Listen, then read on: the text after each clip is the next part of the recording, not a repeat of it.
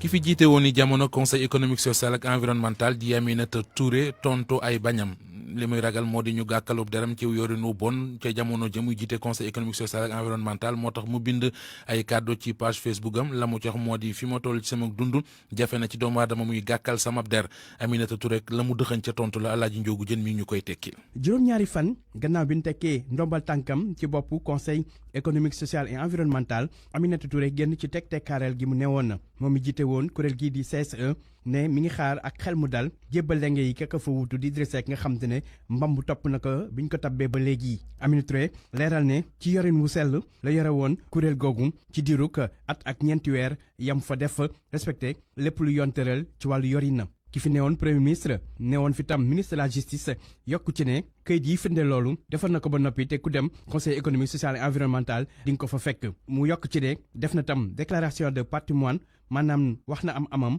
ca OFNAC moom Aminata Touré yokk ci ne kenn mënul gàkkal wala yàq deram te sax nee na dàqul yóbbu ci yoon ñi koy jéem a sosal ak di koy jéem a xoqatal moom jiite woon kuréel gi di CSE yëkkati kàddu yooyu gannaaw ay xibaar yu fës ci yéenekaay tey jii rawatina ci yéenekaay bi di Libération su naataango yi xam ne président Macky Sall dafa am ay bomb di ay mbóot yoo xamante ne am na ko si yorenu conseil économique et social ci ki fi newoon envoyé spécial am ñenn sax di lam-lame ne ki doonoon ACP di agent comptable particulier bu CSE du waral ñuy jële ko ci postam mooy ay looxoor yoo xamante ne gis nañ ko ci yorenu Aminata Touré mi nga xamante ne léegi Idrissa Seck moo ko wuutu ci boppu kuréel gi di conseil économique social et environnemental.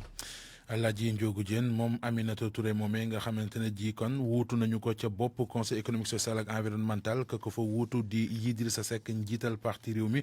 yoo jàpp ne moom njiital parti réew mi kon dalal na kii di ki nga xamante ne ji kon dalal na coordination départementale bu diwaanu Fatick ñu déglu ki nga xam ne moo di Matar Mandoumbe Diatara coordonnateur bu parti réew mi ca département bu Fatick ci micro Aminata Goudiaby. gis nañu ay direction yu bari yi ànd ci ànd ñu ci comme ci lu ma doon ci àdduna ginnaaw loolu département de Fatick day feddaliwaat doyloo le président Idrissa Seck ndax xam nañ ci moom ne dal gi nga xam ne moom la réew mi soxla ak ànd gi nga xam ne doomu réew mi war nañ koo ànd ak liggéey bi nga xam ne war nañoo ànd def ko ngir njëriñu réew mi loolu moo jiitu bépp yitte nit moo jiitu bépp ambition doomu aadama pour moom xam nañ ci moom tamit te da koy fàttali toujours mooy ne gëm na ni yàlla si boppam mooy joxe nguur ku ko neex moo koy jël également ci ku ko neex ñun réew mi li nga xam ne mooy sunu yitte mooy dal goo xam ne réew war nañ ko am ànd goo xam ne doomu réew war nañ ko ànd ngir li nga xamante ni mooy ay jafe-jafe yoo xam ne moo nekk ci sunu kanam ñu mun a jànkonteeg ñoom ba mën cee génn suñu réew loolu mooy li nga xam ne mooy yittey président Idrissa Seck mooy yittey responsable yi nga xam ne ni ñoo nekk à travers le département de Fatick. ci département bu Fatick boobee la ñuy des ak ndaw ña fa nekk tey jàppal tànk parti bi nga xamante ne ji kon moo di wala bokk des ba léegi ci wàllu politique ak ndaw yi fare ci APR ci AFP ñoom amuñu lu leen neex ci remaniement bi nga xamante ne ji ci la ñu génn ndax gis nañu ne daal seen parti bi mu di AFP dañ ko caa néewal doole maanaam lañ ko ci cëralee bariwul benn poste ministre cote la ñu amee tax nag ñuy sàkku ci njiit réew mi Macky Sall mu xoolaat loolee nu mu ko lijjantee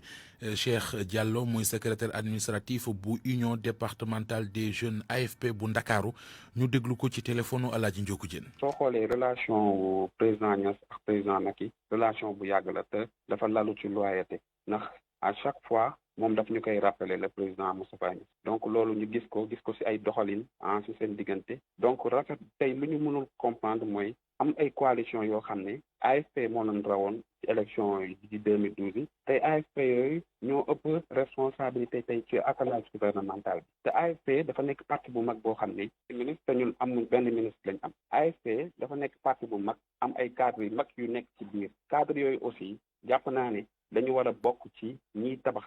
dëkk bi parce que loolu bu amee aussi président war na jël acte mu xam ne xool nu muy rectifier tir yi parce que AFP tamit parti bu mag la parti boo xam ne am na ay cadre yoo xam ne vraiment war nañ leen mën a boole ñu ñu tabaxee réew mi parce que réew mi ñun ñëpp la intéressé et puis loolu lañ amoon pour di ko wax non benn ministre lañ am benn ministère lañ am ak benn agence benn ministère lañ am ak benn agence donc ñu ngi ñaan président mu rectifier le tir xam ne ñun on a été toujours loyal mu xam ne aussi AFP est un grand parti boo xam ni ñu ngi ànd ak moom dans la coalition Benno Bokk Yaakaar di rappeler juste que élection locale yi aussi ñu ngi ciy bàyyi xel bu baax ak élection législative yi parce que position yi AFP amoon aussi ñu ngi def tout ba maintenir ces positions. pour man RFM mooy rajo bi gaaw ci xibaar yu wóor. RFM xibaar yu wóor te wóor. démb ci ngoon teg nañu loxo ñaar fukki nit yoo xam ne dañoo bëggoon a jël mbëkk mi wutali bitim réew tegaleet loxo ñaar ñoo xamante ne ji nee nañu ay complice lañu ba ñu leen yóbbu police ba déglu leen nag ci la ñoo xamle ne daal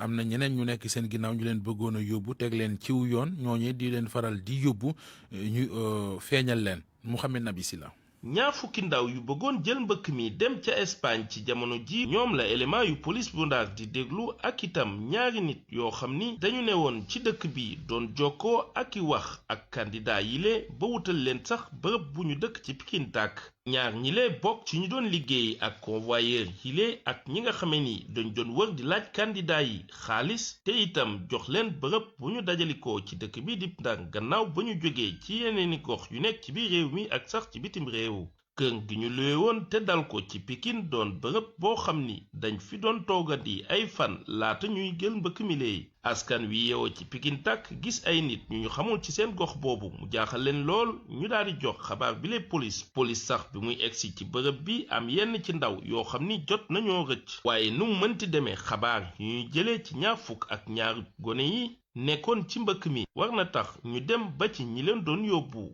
ñu njort ni nag dañu nekk ci yeneeni diwaan yu ne ci biir réew mi. RFM ci Ndar Géej Mohamed Nabi Silla. des ci wàllu woowu mu di mbëkk mi kii di Serigne Mboup moom jàpp na ne du financer ndaw ñi ci programme mooy tax ndaw ñi nangoo toog ci réew mi li leen ci fi mën a tax a toog ba ñu génnee seenum xel ci ne tukkee tax a tekki moo di dooleel mbirum artisanat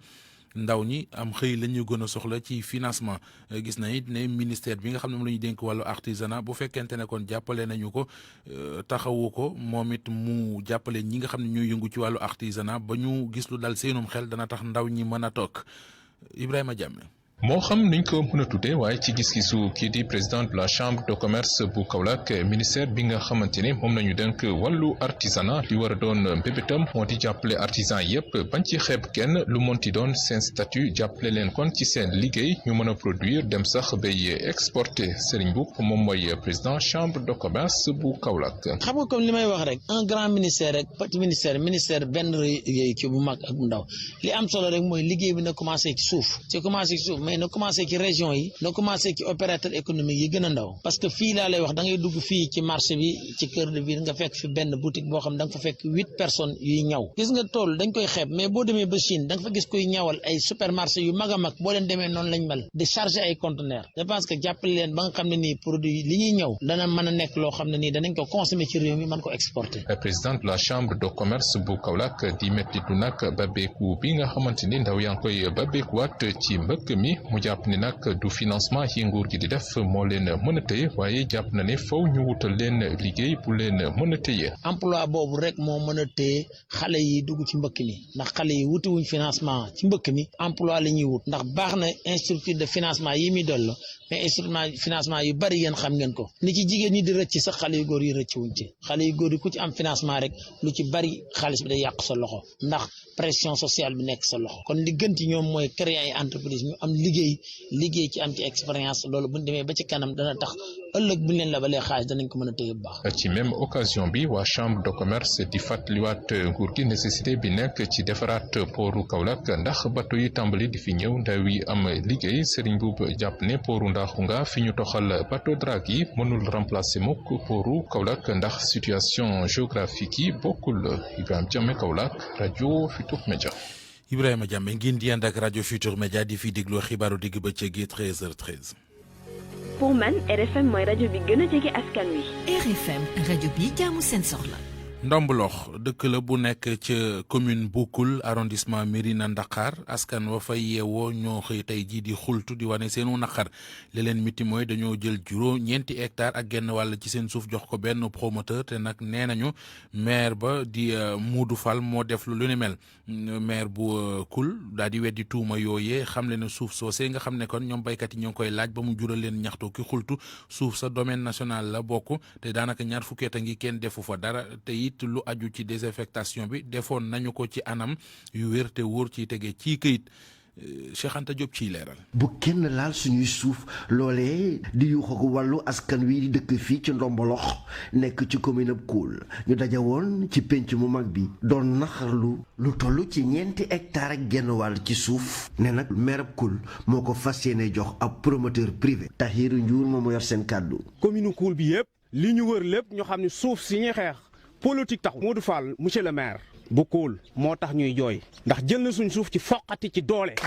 suñu partiman la jël ñoo ko moom suñu maama ci doon liggéey ba xëy faatu suñu bàyyi liggéey ju xëy faatu ñu xëy ci di ci liggéey di ci jariñu ndax 4 hectares 500 man suñ ma ko joxoon ma wuti bailleur dinaa wut lu indi Ndombolox ñu fiy liggéey waxumaa nag ñu jox ko jàmbur na xam ni suufu Ndombolox na ko delloo Ndombolox. waa Ndombolox Bassirou Ndiour nee na gàll nañ ci seeni bakkan ba promoteur bi de du dugg ci dëkk bi di jël seeni suuf. ba ñu ci ba ki koy bay reynu bu fekkee état defu ci intervention. maire Koul di Modou Fall ne nag lii lu wér la ci ab délibération la ñuy joxe suuf si. domaine national la te nag il faut nit ñi xam ne alakuli alen nguur wala réew da am luy doxe alors que ñaar fukki at ci ginnaaw amul ku fa def dara at mu jot day booy kenn def fa dara ñu dem waxtaan ak ñoom ba d'accord bi ñu ko yóbbu conseil municipal ak ñu lire lettre bi booba sous-préfet njatti baaxum moo fi moom tam bi mu gëstu mu woowaat na man ak waa Ndombalax sous-préfet ba nu waxtaan naan ba lépp leer mu ne comme nag lépp leer na mu soog ko approuvé. askanu Ndombolox nag ñoom ñëpp nag ñu ngi sàkku nag ci kilifa yi ñu taxaw ci balaa làmbaay ñaaw nee nañ duñu dellu ginnaaw ne seen suuf yi de duñu ko jox keneen. RFM Thiès Cheikh Anta Diop. Cheikh Anta Diop bàyyeekoo Ndombolox wutali Sant Samba ma nga ca diwaanu Diassing foofeet la sonal askan bokk na ci ñàkkum courant waaye sage-femme boo xamante ne ji jigéen ji ci tollub diggante boo waree mucc da nga gis ku la taxaw miti gum leen miti tax na ñu tënk seen bopp ci kuréel gu ñu tuddee plateforme Sant Samba Bleu li ñu bëgg mooy ñu gën leen a cëral gën leen a bàyyi xel ki ñu bëgg mu lijjanti seeni jafe-jafe nag ñi ngi ko tàmbale ci njiitu réew Macky Sall nee na leen gestu ndax it ña ngi sonn lottu nañu ñu teewlu kàdduy Makile Diémé mooy coordonnateur bu plateforme boobee di Sant Samba Bleu. lancer un appel au niveau de l'opinion nationale pour wax leen ne Sant Samba ñun dunduñu parce que amuñu maire de un fonds yi ñëw depuis Sant Samba doon commune ba léegi fonds yi gisuñu dara boo demee santé ICP da ne depuis 2016 laa gëj jël fonds kon fonds yi ñëw fu ñuy dugg boo demee côté jeunesse conseil communal de la jeunesse boo xam ne boobu mooy démembrement de la mairie boo waroon jël lépp luy activité jeunesse amul Sant Samba mooy seul commune boo xam ne amul courant boo jëlee commune Bemme commune Djoubabia commune Marsassoum c'est le Diassing mais commune yëpp Sant Samba moo gën a rëy Sant Samba moo gën a peuplé avec 5000 et quelques électeurs Sant Samba moo amul courant Sant Samba amul courant amul ndox amul dara boo demee si éducation l'éducation est bafouée à Sant Samba parce que suñu rakk yi suñu doom yi dañuy étudier foo xam ne amul sécurité école yi clôturé ñu ko ay bant lañ doon ñu teg loolu mënul jàpp dara tey ñuy wax émergence mais Sant Samba mosuñu xam émergence depuis que Sant Samba doon commune en tout cas appel bu ñu lancé autorité en tout cas nationale mooy lan surtout le président de la République mooy na xam ne Sant Samba ñun de ñu ngi déglu bu am tey changement Sant Samba électricité amuñu ko ndox bu baax amuñu ko ak yenn changement amul orientation budget demoon ni war a demee dañuy pra benn marche bon dañuy dox Sant Samba bi Dakar pour juste wane suñu mécontentement le président Macky Sall pour juste soutenir les communes les plus pauvres mu créé benn fonds bu ñu ne SEL contribution à l'économie locale mais Sant Samba fait partie de ces communes wala mu organiser xool muy jëndee ay ambulance parce que fii nii jigéen yi dañuy ko ne accoucher si charrette yi da ngay jël jigéen bu mat war ko yóbbu hôpital si charrette avant muy hôpital mu accoucher wala mu xalaat nu muy defee pour jënd commande ambulance déedéet ku nekk jël gâteau am nañ chance projet ñëw fii pour defar ñu yoon bi amul achèvement kon vraiment loolu ñu ngi koy ñaawlu. kilo gerte beneen danañ ko jëndee ci baykat bi lopp ñeent fukki dërëm ak ñaar Alioune Dia moo ko xamle Alioune Dia di porte-parole comité suivi campagne commercialisation arachide mu di traite bi jëm ci njënd ak njaayum gerte gi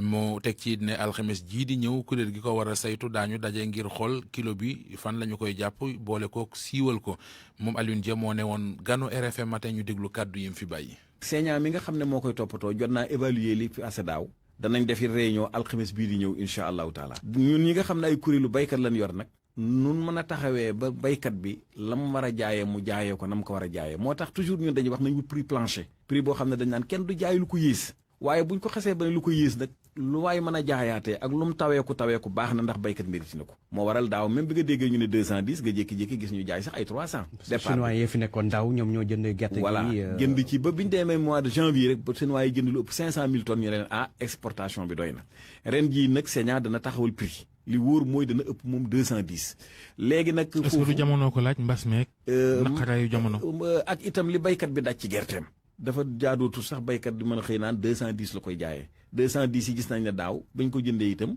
usines yi nga xam ne yi tey Sonacos maa ngi félicité itam directeur bi wax dëgg yàlla muy suma xarit Fada Diagne teel nañoo am financement waaye mënuñoo jënd sax 38 tonnes pourquoi parce que 210 yi ñu tënku woon moom kenn du ko jaayee gerte gi ren jii daaw jaayee wuñ ko woon su ko defee kon nag faw ñu waxtaanaat prix yooyu ñenn ñi di doxee le 210 yi moom danañ ko romb buñ paree nag ñu bañ a tëj prix bi su ko defee bu chinois ñëwee yokk moo xam bu marocain ñëwee yokk itam moo xam waaye nag ci baykat bi gis boppam production bi moom amatuñ ci jafe-jafe waaye commercialisation bi faw ñu teel ko waajal moo tax balaa novembre bii dee señaa comme alxames lay daje danañ taxawal prix bi te bu prix bi baaxee rek incha allahu taala yëpp dana dox. ginnaaw loolee wax ci wàllu wér-gu-yaram ak tolluwaay woppi coronavirus gi ci réew mi bilan bi ñu am tey bokk na ci 4 téeméeri test yu ñu def ñett ñu corona ñoo ca feeñ ca ñett ña nag amul cas contact amul cas importé ñetti cas yëpp ay cas communautaire lañu cité Kër Damel benn Grand Mbao benn Kolda benn juróom-ñeent fukki malade yu nekkoon ci loxoy docteur yi di faju wér ba génn am nañu juróomi cas garaaw am na it kenn koo xamante ne ji ñàkk na bakkanam ci coronavirus bi ci 24 heures yi ñu génn des ci Covid 19 bi ak xayma bu ñuy def jëm ci mesures yu yees yi ñu jël ci aéroport Blaise Diagne jëm ci dakkal cas importé yi chef contrôle sanitaire aérien aux frontières moom mbégte la tamit ci yëf yi doxe docteur Charles Arma Sagna gis ne matuwaay yooyu nga xamante ne ji jël na ko bari na lu mu jur ne ngëneel ci lu dakkal li nga xamante ne ji moo di cas importé yi dañu koy déglu moom docteur Charles Sagna ci jokkam ak Awa Mbaye. 21 octobre ministère du tourisme et des transports aériens mu génnee benn note circulaire buy wax ni bépp passager bi nga xam ne bëgg nga ñëw ci aéroport Sénégal yi foog nga présenter benn test RT-PCR négatif bu weesuwul juróomi fan ba léegi nag ñoo ngi xool di xayma bés bu nekk mbir mi wàññeeku na bu baax a baax ak lu muy wane ni mooy mesures yi am nañu solo torop waaye nag entrée en mesure circulaire bi terewul ñu bañ am cas importé mais ce sera de façon exceptionnelle jafe-jafe yi moom yu manqué day am waaye nag ANACIM bi nekk autorité compétente ci wàllu aviation civile moom depuis le 21 octobre defoon na li ñuy wax dérogation ba le 27 pour nga xam ne compagnie di indi passager yi jóge bitim réew ñëw Sénégal ñu xam lan moo nekk ci dogal ministère bi alors boobu ba léegi daal ñoo ngi gis ni cas importé yi ñoo ngi wàññeeku bu baax a baax. tey ci talaata ñetti fan ci weeru novembre fële ci États-Unis askan wa xëy di wote ngir tànnal seenum réew njiit doomi Sénégal yi ci doomi Amérique kon yi fii ci Sénégal ñoom am na ci ñoo xamante ne daal jamono ji daanaka ku ci toog ci nen du tooc ndaxuk jaaxle ñu bari ci ñoom it ñi ngi xaar ay coppite am kon ci seen réew moomee di Amérique lu aju ci administration bu Donald Trump la ñu gis ne daal moom la mu fa liggéey la yàlla xam doy na. Anna Rocha Lita Lopez fay reportage. ci yoonu Almadi ca goxu Mamel fële Alex Sacha dëkk doomu Amérique la am fanweeri at ak ñaar nekk cartographe jamono yi tiitaange dëgg lay dund nee na. ak njàqare laa gis ci yile élection te loolee tamit laa nemmeeku ci américain yu bëri yi nga xam ne xam naa leen ñeenti at yi nga xam ne président Trump jiite na ko suñum réew États-Unis metti woon na tamit teg ci tar. atum 2014 ak léegi moom mi di Alex day dem ak dikk diggante Ndakaaru ak dëkkam ca États-Unis atum 2016 di at mi nga xamante ne ci la Donald Trump njëkk a falu choc dëgg la ko def. naam sax sondage yi dañoo wax ne Joe Biden mooy favori ci yile élection waaye man daal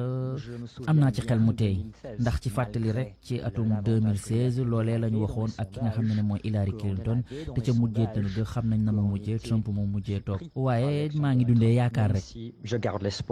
loolee itam la Mbaye Ndaw di ñaan. sénégalo-américain la maanaam dafa am ñaari nationalité yi moom mi designer la voté na ba noppi. puis élection bi dafa important pour askan bi pour États-Unis dafa important pour monde entier parce que président bi nekk instant bi ni boppam la faale doomam yi la faale ak administration bi mu am defuñu seen liggéey di def lu leen neex. ay waxtu dong des laata kon ñu xam kan moo nar a toog ca Maison Blanche fii lekk atum 2024 américain yu bëri yu dëkk fii Ndakaaru fas yéene seetaan soirée électorale bi seen biir kër ak seen njaboot mbaa ak seeni xarit. RFM bitim réew. dellu dalalaat Barthélémy Ngom maa ngi lay nuyu bu baax. maa ngi lay fay Mamadou Mohamed Ndiaye. dañu koy door rek wotey présidentielle yewoon ca Côte d'Ivoire Alassane Dramane Ouattara la ñu ne moo jiite bu dee sukkandiku nañ ci résultats yi jot a génn. ci téeméer boo jël am na juróom-ñeent fukk ak ñeent ak lu teg mu di résultat yoo xamante ne kujje politique ga nee na ànduñu ca ba tax nañu ne dañuy taxawal benn conseil national de transition boo xamante ni Henri Konan Bédié di njiital PDC yi moom moo koy jiite taux participation élection ba nag boo ko xaymaa ci téeméer boo jël. am nañ ca lu toll ci juróom fukk ak ñett ak yu toftalas tuut présidentielle boobu ca Côte d'Ivoire nag bari woon na fitna lool ba sub woote bi ca Abidjan am na ñu bari ñu nga xamante ni yàqule nañ ca bokk na ci sax ay doomu réewum Sénégal ñu nga xamante ni dañoo taal seen i cantine wala boog ñu yàqati ko ca Yamoussoukro ca Tumodi ak it ca Sakassou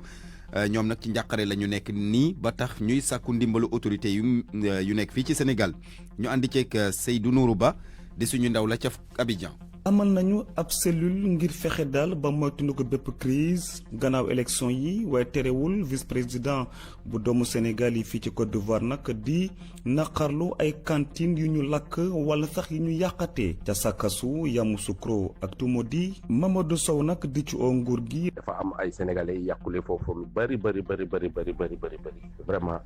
ay millions lañu ñàkk vraiment am na ci ñoo xamante ni dañoo feebar. am na ci ñoo xamante ni dañoo ñàkk yépp donc ñu ngi ñaan ndimbal ñu ngi sant tamit suñu honorable député moo nekk en contact constant ak ñun ak suñu ambassadeur. Demba An moom dañ ko yàqal foofa ca marché bu Tumodi magasin am mujjul mucc ci mer bi nga xam ne manifestant yi mer nañu ko. waa Sénégal mën nañu 10 personnes suñuy marché yëpp gars yi dañ ko lakk suñuy bagage yëpp foofu la nekkoon lakk nañu bagage bi yëpp dara desul. ci suñuy xibaar président doomu Sénégal yi ca Tumodi dina bokk ci délégation notable yu boobule gox ngir fexe daal ba dox tànki jàmm ba jàmm daal di dellu si waaye tam ñu moytandiku ay jàppante diggante ay xeet. Seydou Nourou Ba fii ci Abidjan ngir RFM. Bawo Abidjan wutali Guinée parti bi di UFDG ñoom ñi ngi wéy di bañ ba léegi élection présidentielle ya fa woon fukki fan ak juróom-ñett ci weeru octobre résultat yi ba tax ne nañu pression ba ñu nekkee woon ngir wane ne ànduñu ci résultat yi dañ koy wéyal ba léegi. woote waat nañu tey jii ci ngoon beneen ab manifester ñoom candidat yooyu nga xamante ni ñoo faree ci kujje politique bi ci njiital Cellou Dalein Diallo ba léegi wàcceeguñu seeni loxo ña nga ca xeex ba tey. daanaka sax déposé nañu benn recours kalaame ci yoon ca cour constitutionnel ba ngir ne dañuy ñaawlu élection ba nañu amee kuréel googu nag maanaam cour constitutionnel googee fileeg njeexitalu ayubés bi dana ci wax dana ci gindi askan wi waaye li leer te leer moo di UFDG ba léegi mu ngi wéyal ci xeex mi ci mbedd mi li ñu bëgg mooy scrutin bi daal ñu daal di ko niilal ca Kankan foofu nga xamante ni nguur gi moo fa ëpp doole. Union des forces démocratiques bu Guinée nee nañ élection ba nam fa amee daal amul dara lu ci tege ci yoon rawatina bi ñuy dajale résultats yi ak it sax nañ ko daan compter ca CENI ba ne loolu lépp moo tax mu ne nañu niilal élection boobule foofule ca Kankan élection bi nag bañ ko defee ba noppi CENI ci résultats yi nga xamante ni joxe na ko Alpha Condé moo ca jiitu mu fas yéene am beneen ab mandat bii mooy doon ñetteel bi. ñu waxtaanee élection présidentielle yi am ci États-Unis tey jii ci talaata ji la am ñu njort ne bu ñu moytuwul yëf yi mën naa ami débordement lu fa nar a jur yooyu la débordement. li ko nar a jur xam nga Amérique moom fan yi yëpp wala boog sax weer yi yëpp mu ngi woon ci fitna la ko waral gannaaw faat gi ñu faatoon kii di George Floyd boobaak léegi Amérique ne ci fitna. fi mu ne nii nag réew ma daanaka lépp fa jaxasoo fi mu ne nii. yokk ci nag mbirum Donald Trump ci boppam mi nga xamante ni discours yi muy wax yëpp daanaka dafay mel ni kuy gën a xambu taal bi ba mu yëkkatee kàddu ne su fekkee ne dafa jëlee lajj ci élection bi du ko reconnaître ndaxte nee na fraude rek moo mun a tax mu lajj ci élection buy bile te dafa gis ne daal loolee bu amee rek moom du ko nangu benn yoon lépp luy résultat tukkee ci élection boobu nee na du ko nangu. tey jii nag ay junni électeurs yu Amérique ñu ngi wote fas yéene xàjjale kii di Donald Trump nga xamante ni mooy candidat républicain yi ak kii di Joe Biden di démocrate bi. Mohamed ñu jeexalee fii ci Mali ak lu ëpp juróom fukki jihadistes yoo nga xamante ni armée bu France rey nañu leen ci opération boo xamante ne force Barkhane moo ko doon amal ministre France sax daal dina fa dem démb rafetlu liggéey ba ne dafay continuer di liggéey ak ñoom su ko defee wàllum terrorisme bi ñu gën koo mun a dakkandi ñu dakkal ko fii ci Sahel mu ndaw noon xibaar yi biti réew yi. ñu ngi lay gërëm bu baax a baax di la sant. jaajëf. RFM Sport.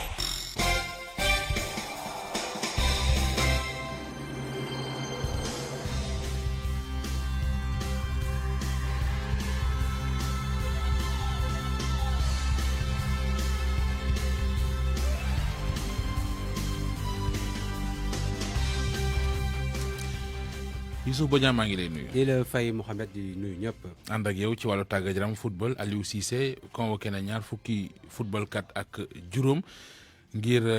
match bi Sénégal war a football ak Guinée Bissau. ñetti joueurs yu bees ñoo ci am bokk na ci kon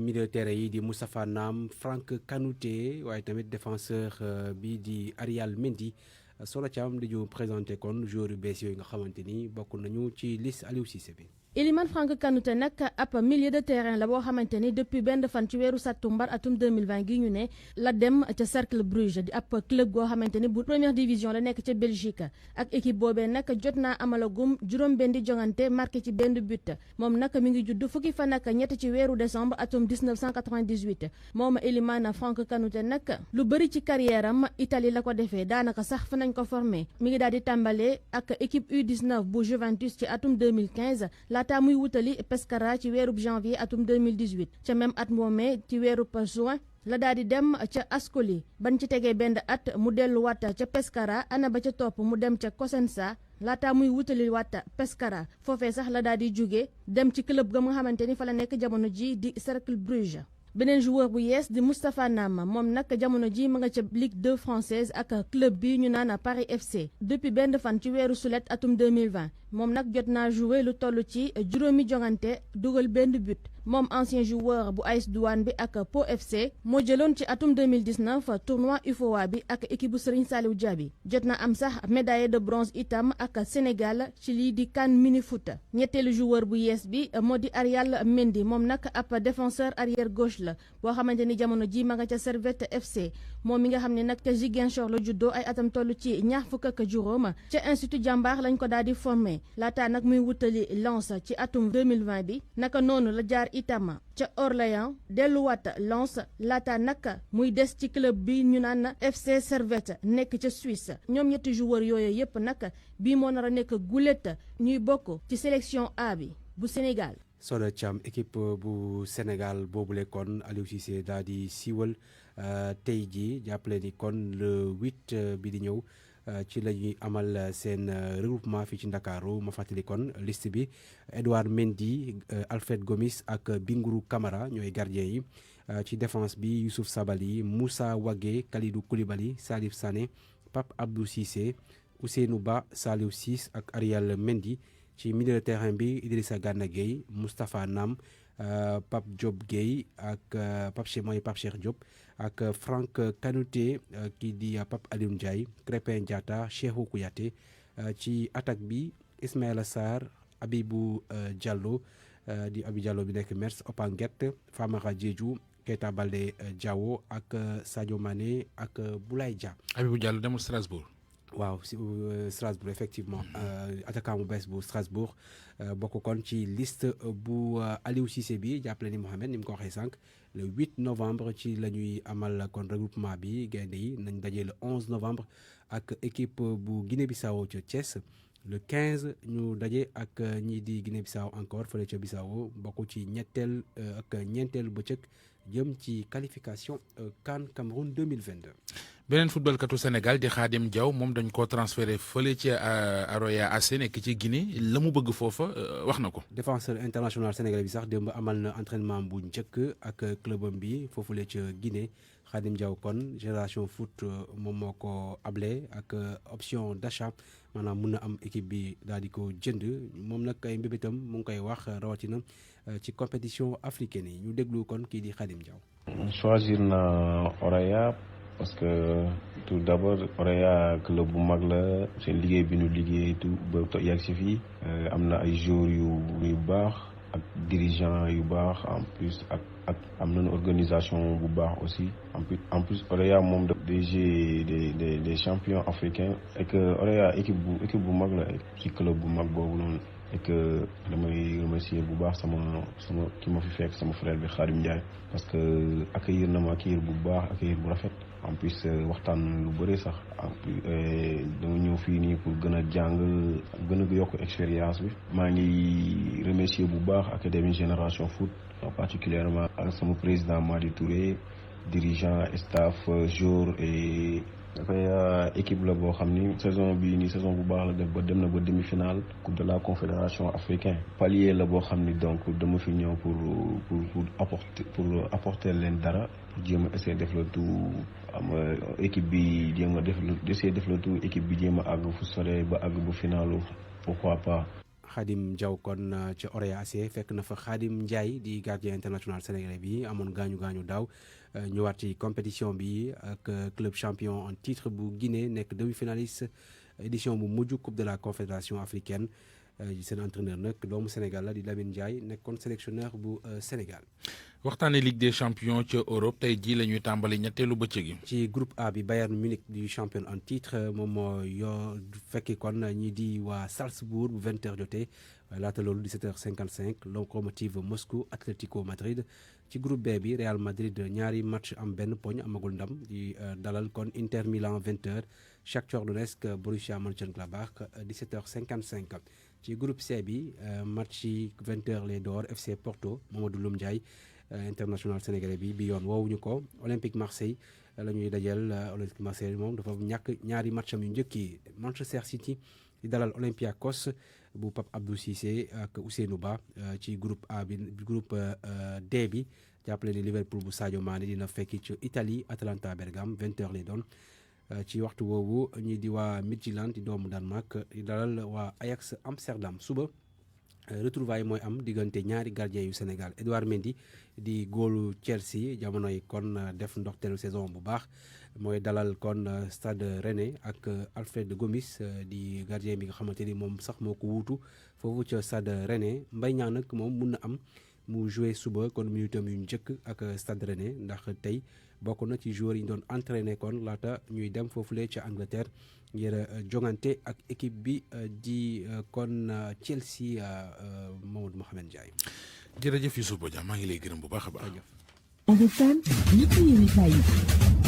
Universel Pousse ak seen savon de Marseille créole ñoo leen di may li ci yéenekaay yi. Mamadou Mohamed Ndiaye. jërë ngeen jëf malaakal mawti mi ngi ci biir gaale looco yi xibaar bi ci xët mu njëkku La Tribune doy na ci sëkk ab takk ubbil yéenekaay bi ci lu matul wenn weer lu jóge 200 doomi aadama faatu nañu ci géej gi ñoom ñëpp gaale looco yi la ñu jëloon mbëkk wutali bitim réew journal La Tribune mi joxe xibaar bi mi ngi sukkandiku ci ay seede maanaam i témoignage yu mu nangoo ci ay nit yu mbëkkoon mbëkk mi gaalu looco gi mbëkkante woon ak bateau marine bi borom gaal gi L'Observateur nee nañu police teg na ko loxo ca ngaay mexe fa la ñu ko jàppe waa ji Géey la sant te ci ay waxam wax na ne xew di mu di jëlu gaal yëpp ca nit yóbbu bitim réew du ca gan daaw rek am na ñetti gaal yu mu yóbbu Espagne te ñett yëpp a yegg enquête dina kay nañu ba tey ci immigration clandestine gi am na geneen gaalu looco gu bëggoon a dem Espagne waaye ca gànnaar di Mauritanie fa la teere juróomi nit faatu ci ay nit ñu bari ci ñi newoon ca gaal ga réer ci géej gi journal Le Quotidien xamal ñu ne diiwaan bii di Mbuur li mu ñàkk ci ay ndaw fan yi ñu génn ndax immigration clandestine gi kenn xamul lu ñu toll quartier yi ci mel ne Golf ak Tefes démb rek ñoo nga fa yox fukki nit yu ci faatu ci géej gi bi coowal mbëkk mi ñëwaatee fan yi lu ëpp fanweeri doomi aadama faatu nañu ci géej gi ca diwaanu Mbodiène Pointe Sarène ak Nianing fa la ñu dëkkoon ñoom ñëpp seen yéene moo ne woon jël gaali loo ci génn réew mi dem bitim réew borom réew mi di Macky Sall journal boo xëy xool gis fa jëmmam ba aw turam Macky Sall mu costume lu rëy takk ay giléem di njaab bi photo boobee moo nekk ci xët mu njëkk enquête dina kay journal bi nañu doom ju nekk tëb yu ñu bàyyi mooy rëq ndigam Macky Sall jël na tànki Abdoulaye Wade ya ñaareelu mandaam bi mu nekk ñeenteet moo ko ci dese ci la faxasee lu ëpp ci ñu ko wëroon ba mu dese ko moom Samba Ndioro Nday kott mu dem wuti ay àndandoom yu yees Sud Quotidien mi Macky Sall Sall carte gi la baatarewaat dem jëli ay anciens libéraux lieutenant yi woon ci wetam yàggoon a ànd ak moom mu ginnaawal leen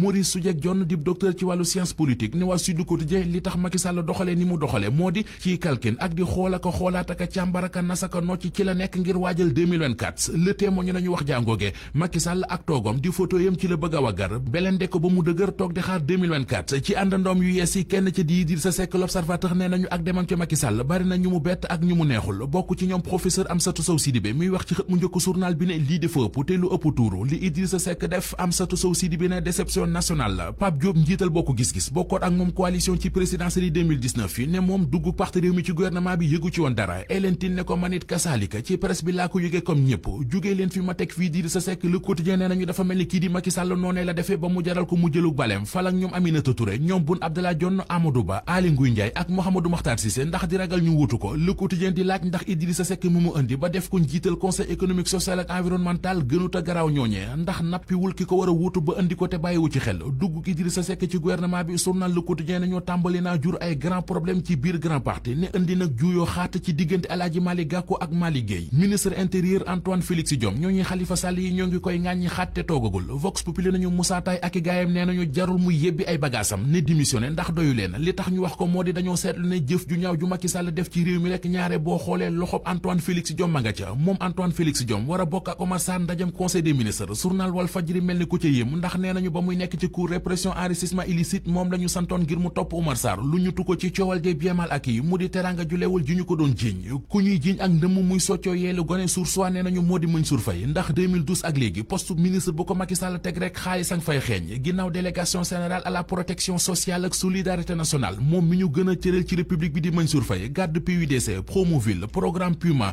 bourse sécurité familiale ba ci couverture maladie universelle bu yàggul mu yenu fi coowal ceeb ak coowal dëwlin gu rëy moom mi ñu tuddee Karim Wade numéro 2 di Mansour Faye Source nee nañu bërki démb ci la ñu ko yóbbu ci ministère infrastructure transport terrestre ak désenclavement di ministère boo xam ne xaalis bu dul jeex a fa am